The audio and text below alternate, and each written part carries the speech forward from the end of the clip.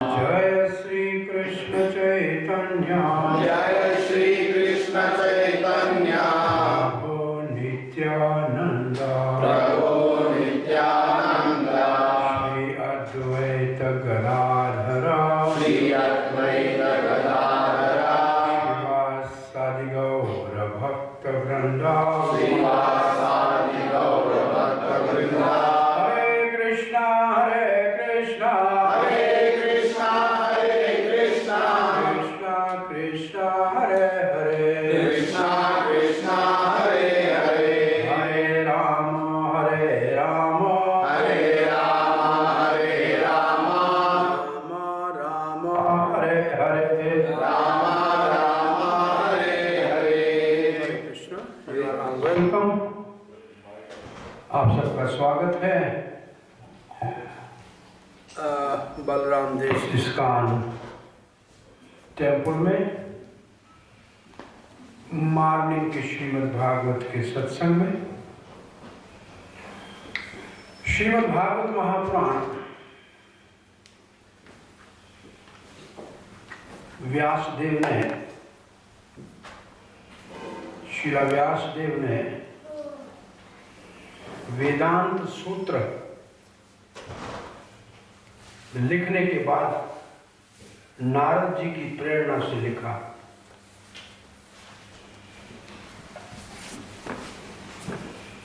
और उसका मुख्य उद्देश्य, the most important single reason for compilation of Bhagavatam was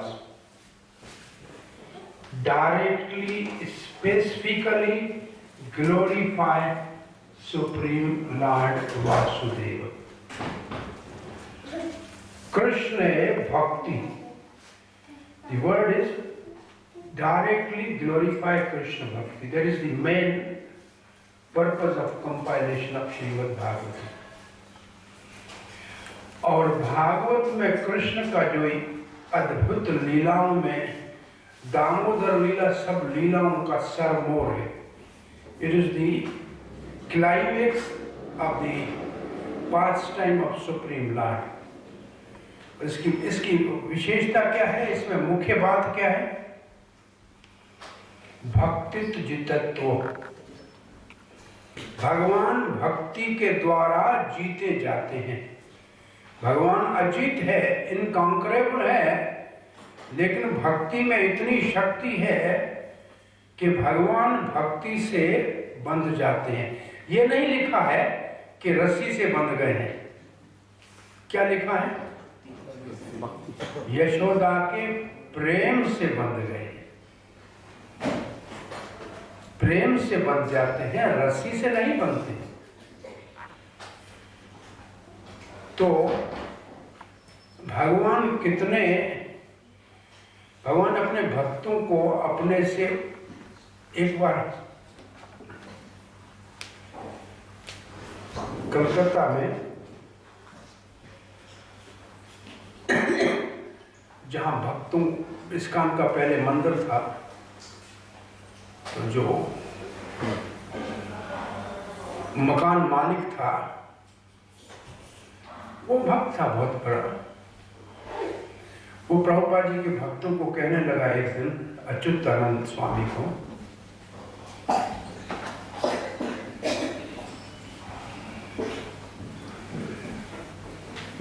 कि श्री कृष्ण भगवान और श्री चैतन्य महाप्रभु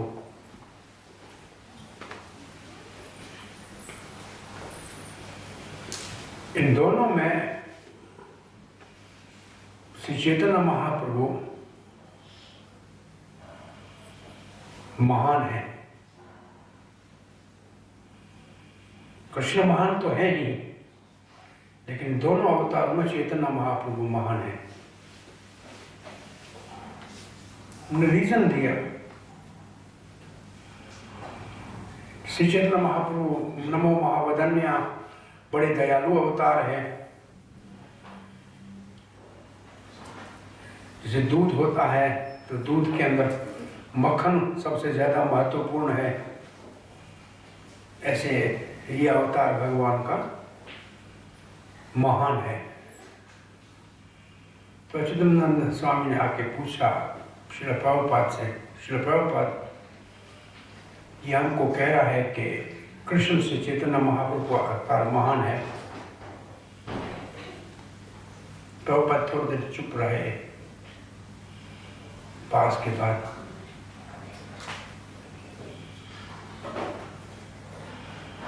नहीं, राधा रानी इज महान। Then Prabhupada said, the devotee of Krishna is greater than Krishna. भगवान से भगवान का भक्त महान है, नंद यशोदा महान है। इसलिए इस प्रसंग में एक श्लोक आएगा in this chapter there is a verse, जो सुख ब्रह्मा को, शंकर को, लक्ष्मी को नहीं मिला। ब्रह्मा प्रवृत्ति मार्ग के आचार्य है, सृष्टि करता है, भगवान के शरीर से उत्पन्न हुए हैं, कमल से, विष्णु के अंग से उत्पन्न हुए, भगवान का डायरेक्ट डिसाइपल है।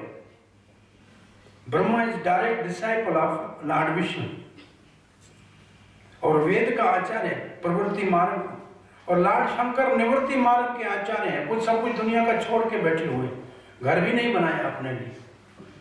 उन दोनों को जो आनंद नहीं मिला, जो सुख नहीं मिला, और लक्ष्मी जो भगवान की छाती के ऊपर है, चरणों की सेवा करते, उसको जो सुख नहीं मिला, वो इस गोपी को मिला, यशोदा को मिला। यशोदा इनसे कितनी महान है, ये श्लोक इसी अध्याय का ये श्लोक है। इसको देखिए, ले मेरी गोपी,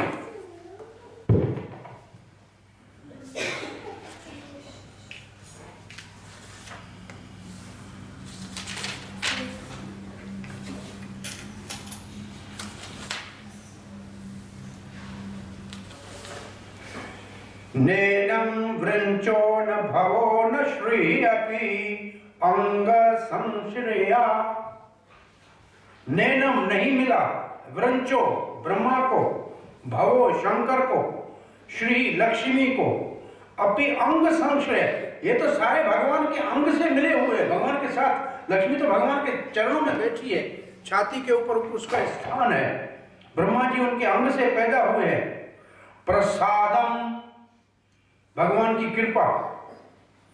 ले भेरी गोपी यत् प्राप्य विमुक्तिदात।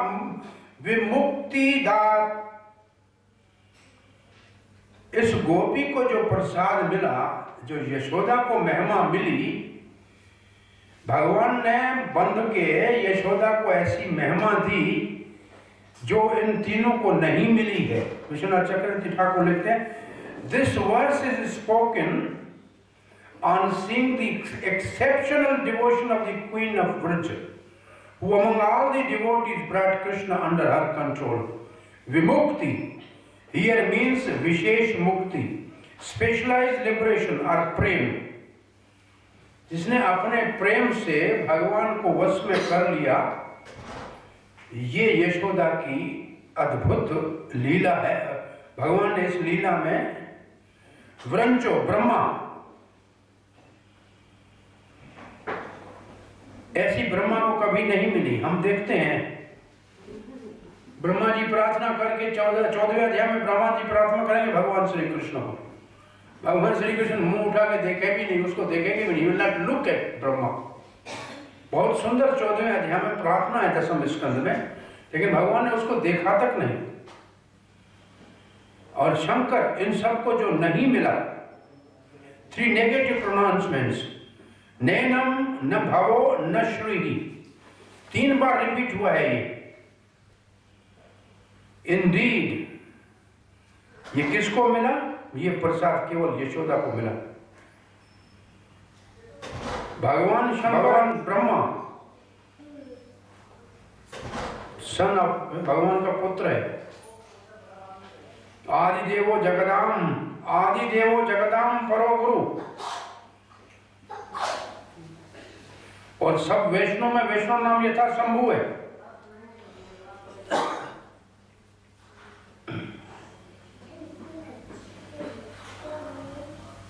लक्ष्मी भगवान की छाती के ऊपर रहती है। ये तो शंकर और ब्रह्मा से भी आगे है, एक दास्य भाव में, एक सखा भाव में, और ये तो प्रेम में है। फिर भी mother Yashoda, nevertheless mother Yashoda is in topmost exalted position because she alone obtained such extraordinary mercy from the Lord. It is wrong to think that Yashoda is sadhan siddh, because ये क्वेश्चन पहले पूछा गया है परीक्षित महाराज के द्वारा कि यशोदा ने ऐसा कौन सा पुण्य किया था कि उसको इतना बड़ा महान सौभाग्य मिला। तो पहले सुखदेव महाराज ने कहा कि ब्रह्मा जी की तपस्या की थी एक वसु द्रोण ने और उसकी पत्नी धरा ने। द्रोण एंड धरा, उन्होंने ब्रह्मा जी की तपस्या की और ब्रह्मा जी ने उनको कहा और आशीर्वाद दी, इसलिए वो नंद और यशोदा बन गए। ये 8वें अध्याय में है, in 8th chapter this is the description.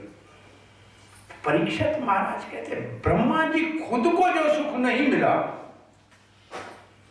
Brahma ji himself did not get that mercy, how can he bless somebody to get the mercy like Yashoda and Nand? So Parikshit was not satisfied with this answer.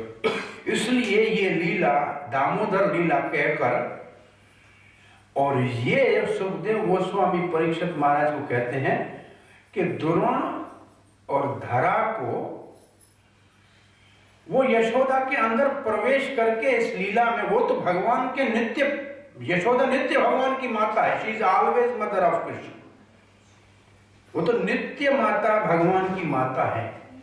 Drona और उसमें धरा उसमें प्रवेश किया, नंद में द्रोण ने प्रवेश किया, तो उनको इस लीला का रसास्वादन मिला। लेकिन नंद यशोदा ये ब्रह्मा के आशीर्वाद से कैसे मिल सकता है जब ब्रह्मा खुद को नहीं मिला। तो ये जो लीला है कि भगवान प्रभुपाद ने उसने कहा, उस दिन कहा चैतन्य महाप्रभु इज मर्सीफुल, वो भक्त के रूप में आए हैं, लेकिन असल में भगवान से भगवान के भक्त महान हैं। और ये भी भगवान मिलता ही केवल भगवान के भक्त के माध्यम से, only through the devotee we can get mercy of Krishna. So Damodar Lila में हम कल से चर्चा कर रहे थे, माँ का वात्सल्य भाव है कृष्ण के लिए, माखन बनाने का तैयारी, मक्खन का मंथन चल रहा है, मक्खन तैयार होने वाला है, कृष्ण उठ के आया है और माँ भूखा हूं ऐसे कहा है। तो पहले कृष्ण के अंदर क्या उत्पन्न हुआ? इच्छा, मैं भूखा हूं। भगवान का पहला गुण क्या है? आत्माराम, उसको कुछ चाहिए नहीं। और आज भगवान माँ के प्रेम के कारण दूध पीने की इच्छा की है। आगे भगवान कहेंगे, थोड़ी देर के बाद कहेंगे कि मैं दूध सागर में रहने वाला। भगवान कहाँ रहते हैं? क्षीर सागर में। बोला क्षीर सागर में रहने वाला क्षीर सागर को छोड़ के यहाँ आया और मेरी माँ ये 2 किलो दूध गिर रहा था उसके लिए मेरे को छोड़ के चली गई। ये कोई बात है? I have given up. वो मिल्क का सागर छोड़ के आया और यहाँ 2 किलो मिल्क के लिए मेरे को भी छोड़ के चली गई। ये व्हाट इज दिस? तो मिल्क सागर में रहने वाला है, उसको मिल्क पीने की इच्छा हो, ये संगति नहीं है। लेकिन माँ के प्रेम के कारण उसके मन में पीने की इच्छा हुई और खुद चल के आए, माँ के काम को रोक दिया। भगवान के आने के बाद कुछ काम करने की जरूरत नहीं है, केवल भगवान का दर्शन करना चाहिए। तो माँ के अंक में चढ़ गए और माँ का दूध पीने लगे। और माँ ने दूध तो पहले से ही माँ का प्रेम के कारण छलक रहा था। लिखा है कि दूध तो पहले बाहर आ रहा था कृष्ण को पिलाने के लिए। अब माँ ने कपड़ा ढक दिया मटके के ऊपर। मटका कितना पुराना है ये माँ कहेगी आगे चल के। यशोदा की सास के जमाने का मटका है। वो उसकी मदर एल ऐसी मटके को यूज करती थी, ये ओल्ड एंटिक है। वो मटका पहले बदलती नहीं थी स्त्रियां। क्यों नहीं बदलती थी? इस मटके ने बहुत सा मक्खन खाया होता है। मटका मिट्टी का होता है ना, घी पीता है, तो इसलिए उसको बदलने से दूसरा घी पी जाएगा। इसलिए उसी मटके को कई 2-3 जनरेशन तक चलानी थी पहले। तो ये मटके का बहुत महत्वपूर्ण होता है। एक नेता था, इलेक्शन का अपना कन्वासिंग कर रहा था। वो कह रहा था, देखो लास्ट टाइम आपने मेरे को चुना, मैं मानता हूँ मैंने कुछ हेरा फेरी की, बंगला बनाया, बेटे को अमेरिका भेजा, बैंक बैलेंस बनाया, लेकिन मैं आपको हाथ जोड़ के विनती कराऊं, इस बार मेरे को चुन लो। अभी तो मुझे जरूरत नहीं, अभी तो कुछ बेईमानी नहीं करूंगा, दूसरे किसी को चुनेंगे वो फिर नए सिरे से करेगा। तो ये पुराना मटका है, इसने बहुत घी पहले पी लिया है, अब नया मटका लाएगा फिर घी पी जाएगा। तो सिद्धांत जी बड़ा ईमानदार का नेता, बोला एक बार हो गया, अब तो मेरे को नहीं कर। तो आर्डियन ने कहा, जिसको आदत पड़ती है वो सुधरता नहीं है। एक बार हैबिट हो गई तो छोड़ने वाला नहीं। अब जब बच्चा दूध पी रहा है, माँ ने काम को रोक लिया है, माँ बच्चे को देख रही है और बच्चा माँ को देख रहा है। दूध पीता पीता बच्चा आंख खोल के माँ को देखता है और माँ बच्चे को मुख को देखती है। और इस समय माँ और बच्चे में संबंध स्थापित होता है, रिलेशन डेवलप होता है। 1000 माँ के बीच में बच्चा अपनी माँ को पहचान लेता है, क्योंकि माँ और बच्चे में जब दूध पिलाती है माँ, जो माँ का प्रेम पिघल जाता है। माँ का जो बच्चे के लिए प्रेम है वो दूध के रूप में द्रवित होता है, वो लिक्विड हो जाता है प्रेम। और माँ जब दूध बच्चे को पिलाती है तो उसको बहुत बड़ा सुख मिलता है, और बच्चा जब दूध पीता है तो बड़ा आनंद में होता है। इसके ऊपर हमारी अपनी कमेंट्री है, वो हम रात को बताएंगे, अभी नहीं बताएंगे। ये रात को दोबारा सुनेंगे। हाँ? अब बच्चे को माँ दूध पिलाती है तो बच्चा माँ को देखता है, माँ बच्चे को देखती है, दोनों में संबंध स्थापित होता है बड़ा प्रेम का। और बच्चा हमेशा कहता है मैं माँ को कहने का अधिकार होता है कि मेरे दूध की लाज रखना बेटा, और बेटा कहता है माँ मैं आपके दूध की लाज रखूंगा, बड़ा प्रेम हो जाता है। आजकल दूध माताएं तो बच्चे को पिलाती नहीं है। ये बात सच है कि झूठ है? कैसे पिलाती है माताएं बच्चे को दूध? बच्चे ने दूध बोतल उठाई, दूध पिया और बोतल को देख के प्रेम हो गया। ऐसा बोतल से प्रेम होता है बच्चे का, मुस्कुराता है बोतल को देख के। 10 साल से पहले ही 20 रुपया लेके कोको कोला पीता है। अरे क्यों पीते हो? इसी से प्रेम हुआ, बचपन में तुमने बोतल दिया तो बोतल से प्रेम हो गया। तो 18-20 साल के बाद तो जानी वाकर पीता। आपने दिया बोतल तो बोतल से इतना प्रेम हो गया। 40 से पहले अस्पताल में ग्लूकोज की बोतल, बोतल की परंपरा। माताओं को बच्चे को बोतल दिखानी ही नहीं चाहिए। तो एक माता बैठी थी, मुझे बोला हम बोतल से थोड़ी पिलाते हैं, हम तो चम्मच से पिलाते हैं। मैंने बोला बहुत चमचे हो गए, बहुत हो गया, कमी उसकी भी नहीं, अब चमचे को भी हटाओ, बहुत हो गए। तो चमचे से प्रेम करेगा, चमचा होगा। तो हृदय का दूध पिलाया करो मेरी माँ, बहुत महत्वपूर्ण है। प्रेम से बच्चे को दूध पिलाना चाहिए। अब माँ ने बच्चे को दूध पिलाते पिलाते सामने चूल्हे के ऊपर चढ़े हुए बर्तन में जो दूध गर्म होने के लिए रखा था उसको उफनते हुए देखा। अब यशोदा ने क्या किया? उस दूध को देखकर मां ने कन्हैया को नीचे रख दिया और भागते हुए उस दूध को उतारने के लिए चली गई। अब क्या होने लगा? कन्हैया को लोभ हो गया कि मैं तृप्त नहीं हुआ, मैं भूखा हूं, मेरा पेट नहीं भरा, मां मेरे को छोड़ के चली गई। पहले काम हुआ, फिर क्या हुआ? लोभ हुआ। काम के बाद लोभ होता है, अब लोभ हो गया। ये तो कृष्ण को हुआ लोभ। और मां उधर क्यों चली गई? विश्वनाथ चक्रवर्ती ठाकुर लिखते हैं कि प्रेम का ये स्वभाव है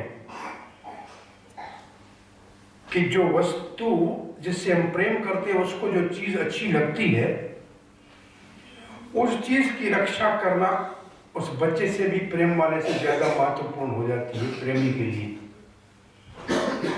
और रस शास्त्र का ये कहना है कि जो महापुरुष होते हैं, साधु होते हैं, वो भगवान के भक्त को भगवान की सेवा में लगाने के लिए कभी कभी भगवान को ही भूल जाते हैं।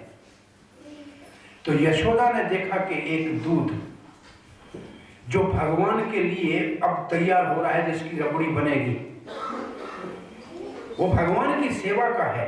वो एक भक्त है जो भगवान की सेवा में लगेगा। अगर उसको नहीं उतारा तो उसको भगवान की सेवा नहीं मिलेगी। ये तो मेरा बेटा है, दूध मेरा अपना है, बाद में पिला लूंगी। इसलिए यशोदा को कोई दोष नहीं दिया जा सकता कि वो दूध उतारने क्यों गई, क्योंकि वो भगवान की आराधना से भगवान के भक्त की आराधना मुख्य है। तो वो तो भगवान के भक्त की रक्षा करने को गई। तो साधु महात्मा भक्त को ये दूसरा दृष्टिकोण है। तो माता को वहां जाना जरूरी था। ये हुआ आध्यात्मिक दृष्टि से। अब दूसरी दृष्टि से इसको देखें। तो भगवान को देख के आनंद ले रहा है, वो भगवान से अगर नजर हटाएगा और दुनिया की तरफ देखेगा तो भगवान से जुदा होना ही पड़ेगा। ये अगर आप भगवान को देखना छोड़ के दुनिया को देखोगे तो भगवान को तो छोड़, भगवान से अलग हो जाओगे। यू विल बी सेपरेटेड, भगवान से अलग हो जाओगे। और क्या होगा वो देखिए क्या होता है। माता तो भागती हुई वहां गई और दूध ने भी वहां से देखा था कि माँ का दूध कभी खत्म होने वाला है नहीं। और ये कृष्ण के पेट में सारे ग्वाल बाल हैं, ये तो पूरा ब्रह्मांड है, पेट इसका भी भरने वाला नहीं है। तो मैं जो इतनी सारी तपस्या कर रहा हूँ, आग में जल रहा हूँ कि भगवान को पिलाना है, मेरा तो नंबर आएगा नहीं। इससे अच्छा है मैं आपघात कर रहा हूँ, आग में कूद के मरता हूँ। तो माँ ने उसको बचा लिया, ऊपर से पानी डाल दिया, दूध लटक गया उसका सर। मैंने भगवान के आनंद में बाधा डाल दी। दूध ने सोचा कि मैंने भगवान के आनंद में बाधा डाल दी। He was enjoying and I am the cause of disturbing him। तो उसको शर्म आया, वो सर अपना मुंह लटका के नीचे बैठ गया बर्तन में। बोला दोबारा तपस्या करके तैयारी करूंगा भगवान की सेवा के लिए। तो भक्त ने उसको। अब श्री कृष्ण को क्या करना चाहिए आपके विचार में? चुप करके सो जाए तो प्रेम तो नहीं हुआ माता से। चुप करे तो प्रेम नहीं हुआ। तो अब क्या करना चाहिए? कृष्ण को क्या हुआ? अभी थोड़े देर पहले आपको बोला था क्या हो गया? लोभ। और लोभ किसको जन्म देता है? क्रोध को। अब लोभ से क्रोध हुआ। भगवान ने देखा ये लोभ जो होता है ना, काम और लोभ जो होता है रजोगुण से। तो भगवान के लाल लाल होंठ रजोगुण है। भगवान ने उनको सफेद दांतों से दबाया। सफेद दांत जो है उसको सतोगुण बोलते हैं, उसको द्वेज बोलते हैं। दांत को ब्राह्मण को जैसे द्वेज बोलते हैं, ऐसे दांत को द्वेज बोलते हैं। उसके दो जन्म होते हैं। तो दांत ब्राह्मण है और सफेद सतोगुण है। उससे भगवान ने रजोगुण को दबाया। बोला मेरे को लोभ क्यों आ गया? अपने को डांटा, मेरे को लोभ नहीं करना चाहिए था। और फिर माता के ऊपर भी, माता को क्यों लोभ हो गया थोड़ा दूध बचाने के लिए? तो माता को भी दंड देना चाहिए और मैं अपने आप को भी दंड देता हूं। अपने आप को दंड कैसे दिया? अपने लाल होंठों को सफेद दांतों से दबाने लगे। ये कृष्ण ने पहला एक्शन किया। अब माता को दंड कैसे देना है ये सोचा कि थोड़ा दूध बचाने गई है ना, बच्चे का ऐसे ये नहीं देगी मेरे को, ये सारे का सारा गिरा देगा। देखा ऐसे करता है। आप उसको एक गिलास नहीं दो, वो लात मारेगा, पूरा आपका मटका ही फेंक देगा। अब कन्हैया ने कहा ठीक है देखता हूँ, माँ को दिखाता हूँ। ऐसे करके देखा, माँ अभी देख नहीं रही। एक पत्थर देखा मसाला पीसने का, उसको उठाया मटके को देखा कितना भरा हुआ है मटका, 3/4 भरा हुआ है, आधे से थोड़ा ऊपर है। फिर हाथ में देखा तो ये तो बड़े कंगन हैं, माता ने बांधे हैं, तो आवाज आ जाएगा, मटके को ऊपर से मारूंगा तो खराब करेगा, माँ देख लेगी। वो देखा माँ की तरफ, एक हाथ से अपने हाथ में कंगन को ऐसे पकड़ा के आवाज ना हो, और मटके का बहुत नीचे का डाउन जो सबसे भरा हुआ है, इतना ही आवाज हुआ, ज्यादा हुआ नहीं, भरा हुआ मटका फटा। बताया देखा ऐसे वो दूध बाहर, दही बाहर निकला। मजा आ गया। आप पता लगेगा माँ को। ये तो थोड़ी देर के लिए भाव आया और फिर डर लगा, मटका फूट गया, माँ मारेगी। अब वहां से भागे तो उसी दूध के ऊपर से चल के गए, जो दही, जो लबान बना हुआ था, मक्खन उतर गया था, उसके ऊपर से भागे। और भागे कहाँ? सामने वाले कमरे में। उसमें क्या रखा था? कल का मक्खन रखा था मटके में ऊपर। तो रोए और क्रोध किया। तो ये क्या क्रोध सच्चा था? सुखदेव गोस्वामी लिखते हैं कि सच्चा क्रोध होता और रोया होता तो मक्खन नहीं खा सकता था। आदमी जब बच्चा होता है ना, तो ऐसे होता है कि अंदर कुछ जाता नहीं, उसको जबरदस्ती पानी पिलाते हैं, वो भी नहीं जाता, ऐसे करता है। तो इसका मतलब असली रोना होता तो ये मक्खन नहीं खा सकता है। और ये कहाँ ऐसे धड़म से मक्खन खा रहा था। इसका मतलब उसका ये रोना और उसका ये जो है क्रोध, वो असली नहीं था, नकली था। और उधर जाके क्या किया? और ये मक्खन क्यों खाने लगा? ये दिखाने के लिए माँ को, देखो नहीं पिलाऊंगी दूध, नो कल वाला मक्खन खाऊंगा, बीमार हो जाऊंगा, तब पता लगेगा, अस्पताल ले जाना पड़ेगा। ये दूसरा तरीका बच्चे का होता है माँ को परेशान करने का। मिट्टी खा के दिखाई, देखो खाता हूँ, क्या करोगे? अब वहां जाके मक्खन, और फिर अब मक्खन, जब कृष्ण मक्खन के पास पहुंचेगा तो मरकट यार, शब्द है मरकट यार, उसका एक अर्थ लिखा है वो कुछ आचार्यों ने कि सारे साथी आ गए, क्योंकि मक्खन अकेला चोरी नहीं करने जाता। जब भी मक्खन के मटके को हाथ लगाएगा, ये मैसेज सबको सीक्रेट पहुंच जाता है कि कृष्ण मटके के ऊपर लटका है। कृष्ण मटके के ऊपर लटका नहीं, और सारे ग्वाल बाल आ जाएंगे। और ये सीक्रेट उनका कोई कोड है, वो बंदरों को समाचार पहुंचता है, वो बंदर आके खड़े हो जाते हैं, और बंदर सब आ गए। अब कृष्ण सबको ऐसे बांटने लगा, वो उखल पड़ा था वहाँ मसाला, और जो आम कूटने का उखल उल्टा पड़ा था, उसके ऊपर बैठ गया और ऐसे माखन बांटने। तो कौवे भी आ गए मक्खन खाने के लिए, बंदर भी आ गए। तो ये काम कर रहा है, कमरे से बाहर निकले, कृष्ण इस काम में लगा हुआ है। क्यों ऐसा काम कर रहा है? एक आचार्य बड़ा सुंदर भाव लिखता है, बोला मेरे से अपराध हो गया है ना, अपराध का इलाज है दान करना। आज मक्खन का दान करते हैं अपने घर का, तो पाप जो हो गया है उसका प्रायश्चित तो करना चाहिए ना। मटका फोड़ा है, माँ को परेशान किया है, दान करते हैं, इससे अंदर धुल जाएगा, कुछ सफाई हो जाएगी। तो बड़ी उदारता से दान करने लगी। यशोदा वहां से लौट के आई और मटका फूटा देखा, और यशोदा ऐसे उंगली करके हंसी आ गई। अपना बच्चा देखो थोड़ी देर में कितना उद्यम बताया, कितना शरारती हो गया। बच्चे घर के सामान की रक्षा करते हैं, ये अभी से घर का सामान तोड़ने शुरू किया। यशोदा को हंसी क्यों आ गई? बोला कहीं डर के मारे भाग न जाए।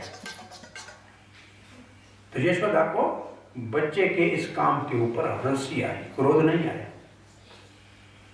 लेकिन यशोदा ने सोचा कि मैं अगर इसको अभी पकड़ नहीं लिया तो घर में रहेगा नहीं, डरेगा, मटका फोड़ा है, वो चला गया वन में तो इसने खाया, नाश्ता नहीं किया, भूखा है, तो बड़ा बच्चे को कष्ट होगा। इसलिए प्रेम इतना हुआ कि जाके इसको देखूं है कहाँ पहले। तब तक माता ने बंदरों को कूदते देखा और कौओं को उड़ते देखा, बोला यही होगा, इनका दोस्त है, सब बंदर इसके दोस्त हैं, मरकट मित्र यही होगा। तब माँ को दिखाई दिया नीचे कृष्ण के पांव के निशान, कैसे वो अभी कृष्ण 3 साल का हो गया तो पाँव के जो सुंदर सुंदर उसके ऊपर निशान थे, एलिफेंट का, राड का और ध्वजा का और अंकुश का, वो दिख रहे थे। वो निशानों को देख के पीछे गई और जाते हुए बंदर देखे, कौवे देखे, और कृष्ण को ताड़ना करने की इच्छा थी। इसने गाय को हाँकने वाली लाठी हाथ में उठा ली यशोदा ने। यशोदा को हाथ में लाठी देख के बंदर भाग गए, कौवे भागे, सब भागे। तो कृष्ण ऐसे देखा, हाँ देखा, भयभीत होके देखा कि ये सब भाग क्यों रहे, माखन दे रहा हूं फिर भी भाग रहे, कोई बात है। तो पीछे देखा कि माँ के हाथ में लाठी है और आ रही है, और उखल से कूदे और भागे। ये पहला श्लोक शिक्षा अपने दामोदर अष्टक का यहाँ पूरा होता है कि यशोदा के भय से उखल से कूद के भागे। लेकिन थोड़ा आगे लिखा है, अब भागे कोई, माँ का 2 रूम का फ्लैट तो था नहीं कि कहाँ भाग के जाएगा। यह तो यशोदा, ये तो नंद बाबा का गौशाला के घर के आगे तो हजारों गाय होती थी कई किलोमीटर में, तो ये तो भागने लगा अभी। तो ये कन्हैया ऐसे जाके एक पेड़ के पीछे ऐसे करके ऐसे टर्न खा के घूम जाए, अब माँ यशोदा कब कैसे जाए, उसके 2 पेड़ों के बीच में ऐसे घूमे ऐसे गोल गोल। इतना हमारा टर्न इतना ज्यादा नहीं होता है जैसे भाई। अब ये छोटे बच्चे भागे और मैं उसके पीछे भागूं, ये तो ट्रैक्टर का भागना हुआ तो कैसे पकड़ेगा, तो बड़ी समस्या हो गई। तो माँ को भागते भागते फूल गिरने लगे, जूड़े से फूल गिरने लगे। तो आचार्यों का भाव है कि आदमी एक बार भगवान से जुदा होके संसार के लोभ में पड़ भी जाए दूध बचाने के लिए, तो नुकसान तो सहना पड़ेगा, मटका फूटेगा। सामान बचाया 1 किलो और गया 15 किलो। भगवान को छोड़ के दुनिया में जाओगे तो पहले तो नुकसान उठाना पड़ेगा। लेकिन फिर भी अगर भगवान के पीछे भागोगे और सब कुछ भूल जाओगे, पानों से फूल भी गिर रहे हैं, वो उस तो फिर भगवान के पीछे भागोगे तो भगवान को हाथ लगाना आपको संभव है, भगवान तक पहुंच सकते हो। फिर भगवान के पीछे भागना चाहिए सब काम छोड़कर। तो यशोदा सब काम छोड़कर कन्हैया के पीछे भाग रही, और पीछे भगवान के पीछे अधर्म होता है, और पीछे आदमी जब तक देखेगा तब तक दोष ही दिखेंगे। तो यशोदा ने पीछे से जाके प्रामृष्टम, पीछे से अत्यंत द्रुत, बहुत बड़ी परिश्रम के बाद बहुत भागी यशोदा। जहाँ भागवत में लिखा है कि माँ का शरीर भारी था, माँ का रंग सांवला था और शरीर भारी था, नितंब का स्थान बहुत भारी था, और माँ को दौड़ने में बहुत परिश्रम करना पड़ा। और भगवान जैसे कन्हैया को पीछे से हाथ से पकड़ लिया। अब दूसरा श्लोक शुरू होता है शिक्षाष्टकम का। क्या है दूसरा श्लोक? रुदंतम।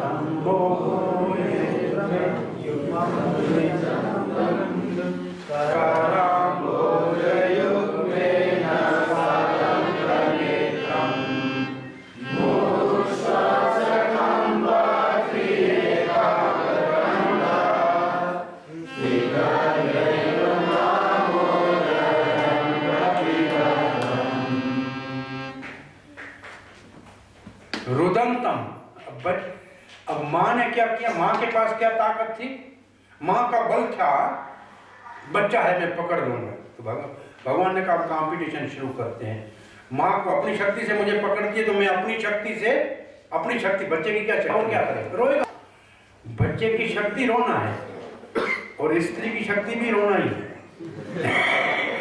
ये इनका बड़ा हथियार है। जब इनको थोड़ा डांटोगे तो ये रोना शुरू करेंगे। ये इनका सबसे बड़ा ब्रह्मास्त्र है।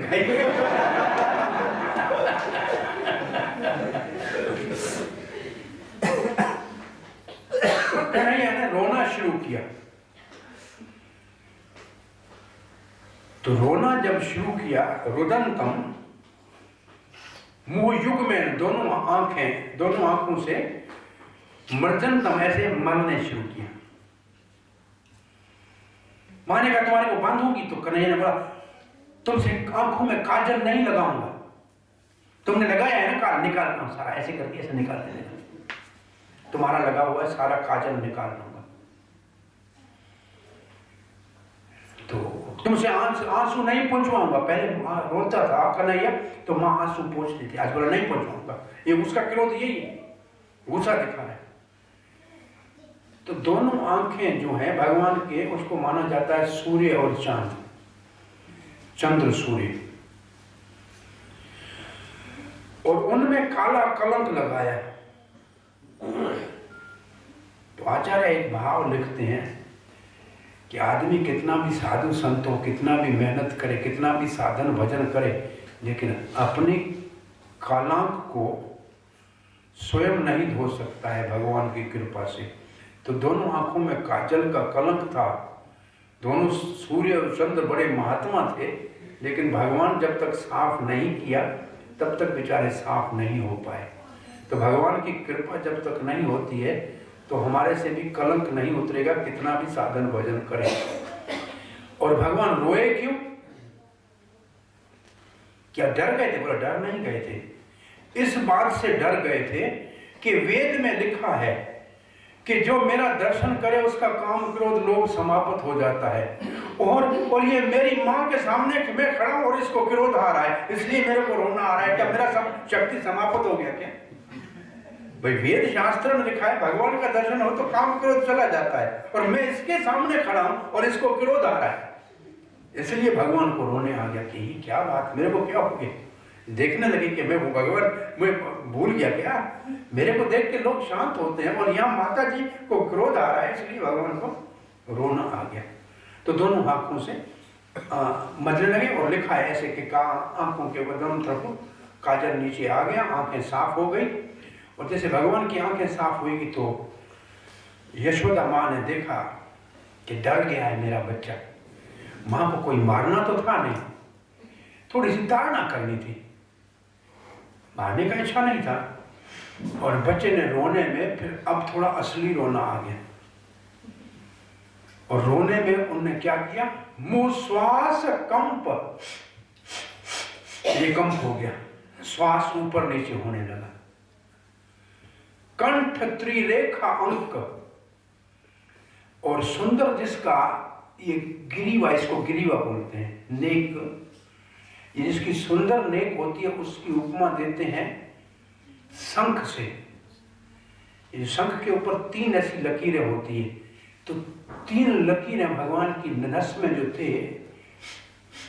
ये ऊपर हुए, और ये जो मालाएं थी गले में डली हुई, तो तुलसी की माला तो नहीं थी, भगवान की हीरे मोती की माला, वो ऊपर नीचे ऐसे होने लगी। ये मुंह श्वास त्रिरेखा अंक कंप, ग्रीव जो गले में बड़ी हुई मालाएं ऊपर नीचे होने लगी, ऐसे कन्हैया रोने लगा। मैंने कहा मक्खन चोरी करेगा, बंदरों को खिलाएगा, मटका फोड़ेगा। रूप गोस्वामी, जीवा गोस्वामी, किसने लिखा है? गोपाल चंपू किसने लिखा है? जीवा गोस्वामी लिखते हैं, उस वक्त कृष्ण ने कहा मैंने थोड़ी मटका फोड़ा, आप जल्दी उठ के गई ना उठाने दूध, आपके पांव में इतना चांदी का मोटा था मटका, वो लगा था, मैं थोड़ी थोड़ा।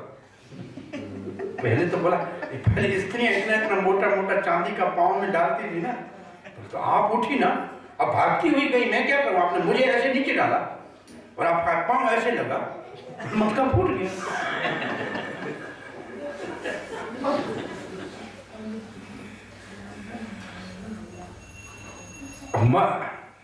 मानो बंदरों को मक्खन खिला रहा था। कुछ आचार्य ने लिखा, भगवान ने कहा देखो ये क्या राम अवतार ने बेचारे कुछ तनख्वाह नहीं ली, वो लंका तक चले, इतना बड़ा काम किया, 1 रुपया नहीं दिया, अब इतना मक्खन है तो खाने दो ना बेचारों को, इनको देना ही पड़ेगा। ये पुराने हमारे साथी हैं, मित्र हैं मेरे। गोपियां कभी कभी कहती थी हमारे घर में कन्हैया आता है 2-4 भक्तों को लेकर और कहता है दही दो, दूध दो, मक्खन दो, मेहमान आए हैं, खिलाना है। तो हम दे देते हैं, हम पीछे जाके देखती है तो बंदरों को खिलाता है। हम कहते हैं ये तुम्हारे मेहमान, बोले यही मेहमान है, ये हमारे पुराने फ्रेंड है, वापस आ गए तो इसको खिलाना हमारा, वो घर उतार रहे हैं, इनसी बहुत पुराना इनका रहा हुआ है, हमारे ऊपर कर्जा उतार रहे हैं, इसका कभी पैसा नहीं लिया, राम अवतार में बड़ी सेवा की। अब माँ ने जब कहा कि तब रोते हुए देखा और कन्हैया कांप रहा है, तो माँ ने हाथ से छड़ी को फेंक दिया। कृष्ण को जैसे कब के अभी एक हाथ से पकड़ा है, मटका फोड़ा, चोरी की, तो वो माँ की तरफ नहीं देखा है, वो लाठी की तरफ देख रहा है। कैसे देखा? सातांक नेत्र, भयभीत नेत्र है। नेत्र कैसे? वो क्यों भयभीत है? वो छड़ी को देख रहा है, बाहर की दृष्टि से माता के हाथ में लाठी को देख रहा है। मारना मत, मारना मत, अभी नहीं तोड़ूंगा, फिर कहा अभी नहीं तोड़ूंगा, अभी नहीं करूंगा, जैसे बच्चे कहते हैं। तो माँ ने छड़ी को फेंक दिया। माँ ने छड़ी को फेंकते ही कहा देखो आज तेरे को खेलने जाने नहीं दूंगी तुम्हारे साथियों के साथ, आज माखन खाने को नहीं दूंगी, और आज तेरे को बांध के रख दूंगी। अब माँ ने ये बातें कही तो कन्हैया ने चुप खड़ा, कुछ सुना नहीं, कुछ अंदर से बोला दिखाओ बांध के। माँ के मन में बांधने का विचार क्यों आया?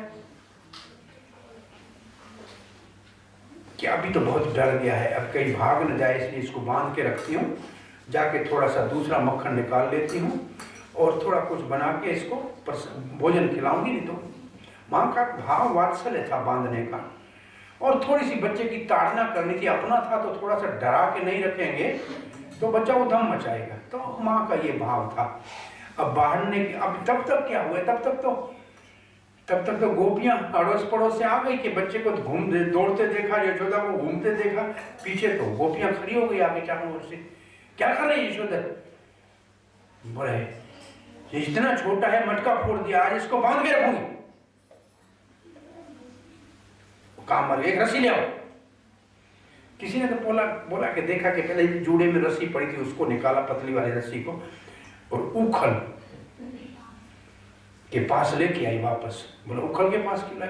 माता को क्रोध क्यों आ गया? एक हरीश्वरी जी, एक भक्ति रसायन उनका शास्त्र है, वल्लभ संप्रदाय के एक रसिक भक्त हुए, उन्होंने 10वें स्कंद के ऊपर टीका लिखी है।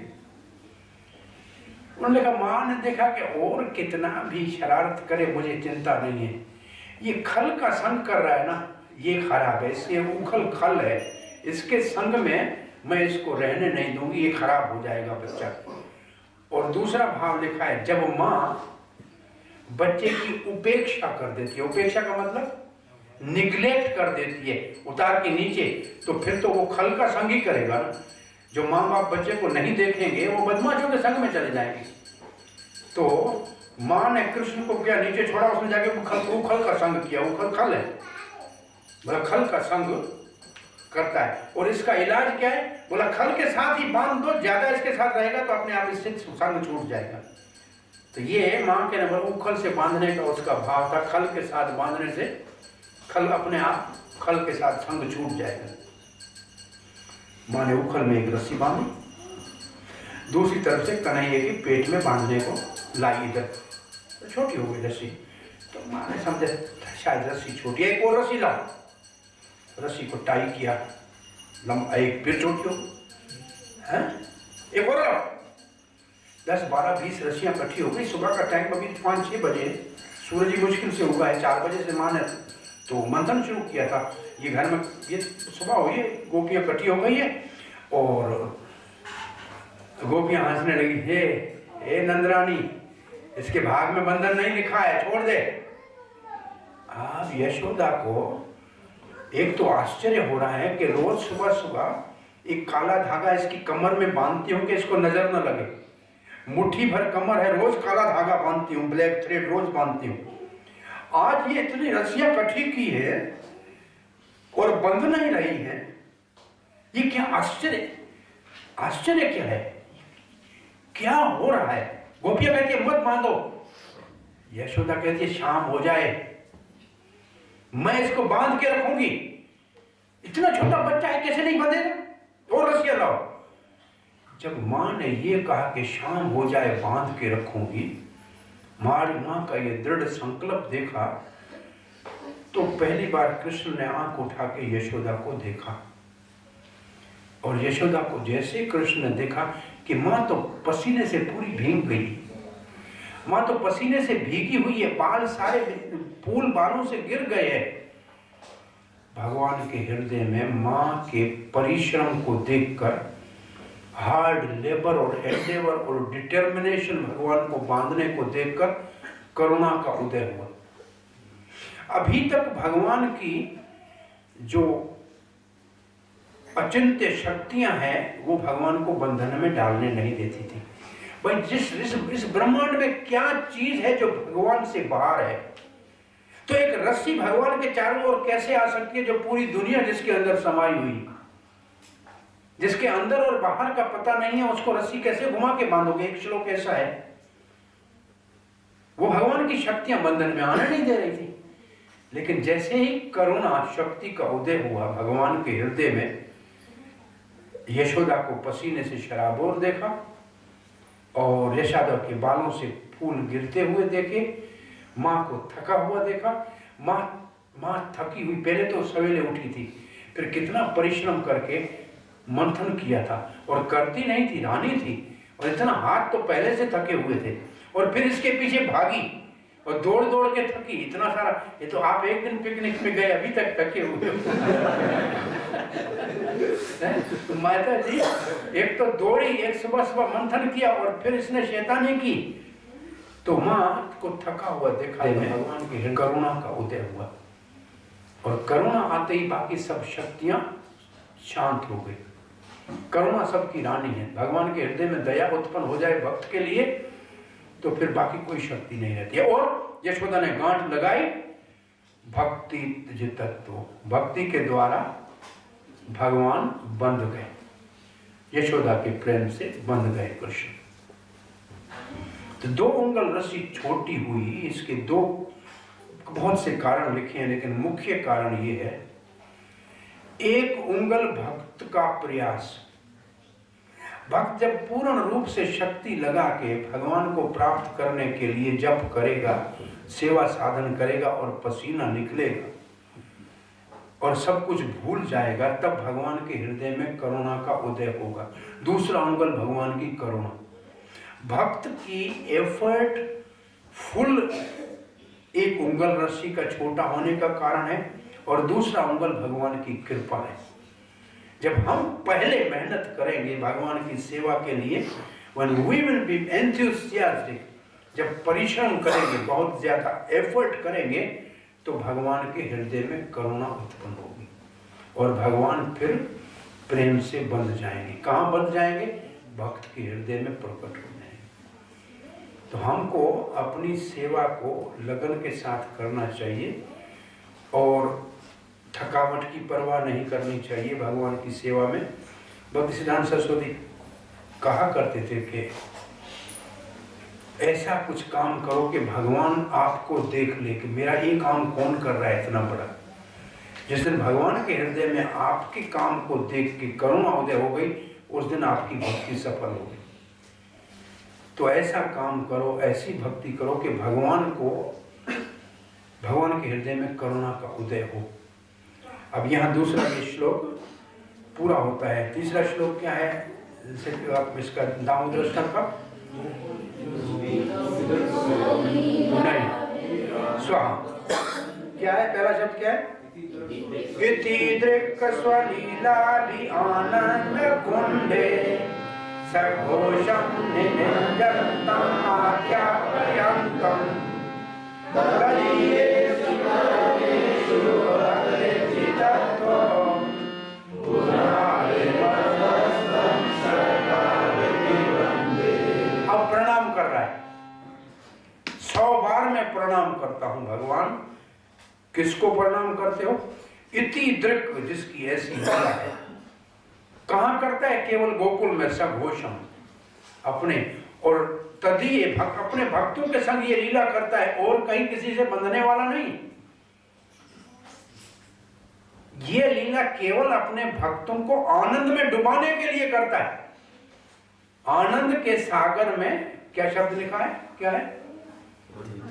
आनंद कुंडे निमज्जनतम। आनंद के कुंड में, जैसे जो राधा कुंड और श्याम कुंड, ये कुंड है ना, मतलब बहुत पानी का, जल का सरोवर, ऐसे आनंदाम्बुधि वर्धनम, आनंद के कुंड में भक्तों को डुबा देता है। काय के लिए? आख्यातम, उनकी इतनी ख्याति बढ़ाता है, उनको इतना प्रसिद्ध कर देता है। क्या प्रसिद्ध? दुनिया को क्या सुनाना चाहता है? भक्तित्तम मुझे तत्व, मैं भक्तों से हार जाता हूं, भक्त जीत जाते हैं। भक्तों की महिमा को प्रकाशित करने के लिए, ख्याति का मतलब होता है एडवर्टाइज, भक्तों की महिमा को एडवर्टाइज करने के लिए और भक्तों को आनंद के समुद्र में, आनंदाम्बुधि वर्धनम प्रतिपदम, कि भक्त आनंद के समुद्र में इतना मगन हो जाएं कि उनको दुनिया के सारे झंझट भूल जाएं, और दुनिया के लोग उन भक्तों को जुग तक, युगाजुग तक, जब तक सूर्य चांद हो तब भी उनके भक्तों के गुण लोग गाते रहें। उनको ये ख्याति देने के लिए भगवान ऐसी लीला करते हैं। ऐसे भगवान को मैं 1000 बार, 100 बार नमस्कार करता हूँ। तो ये अब प्रार्थना करता है सत्यव्रत मुनि, और भगवान की ये लीला जो गोकुल में हुई है, ऐसी लीला केवल भक्तों को आनंद देने के लिए और भक्तों की महिमा विश्व में विख्यात करने के लिए होती है। हरे कृष्ण।